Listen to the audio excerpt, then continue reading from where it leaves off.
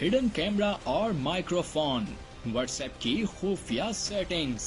90% लोग ये नहीं जानते कि व्हाट्सएप में हिडन कैमरा और माइक्रोफोन होता है। चलो इसके 3 हिडन फीचर्स आपको बताते हैं। नंबर 1, कीबोर्ड के ऊपर मौजूद माइक्रोफोन पर क्लिक करके ऐसे ऑडियो मैसेजेस भेजना बंद कर दो।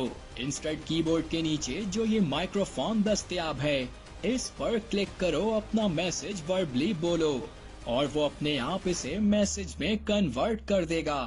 नंबर 2, स्टैंडर्ड कैमरा से ऐसे हैंड रिटर्न इमेजेस भेजने के बजाय click on messages field, click on auto fill और इसके बाद स्कैन टेक्स्ट आपका व्हाट्सएप कैमरा में कन्वर्ट हो जाएगा।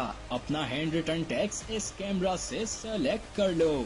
नंबर 3, अपने व्हाट्सएप सेटिंग्स में जाओ, यहाँ चैट सेलेक्ट करो और यहाँ वॉइस मैसेज ट्रांसक्रिप्ट्स वाले ऑप्शन को इनेबल कर दो और जिस भी लैंग्वेज में आपको अपने ऑडियो मैसेजेस रीड करने हैं वो सेलेक्ट कर लो।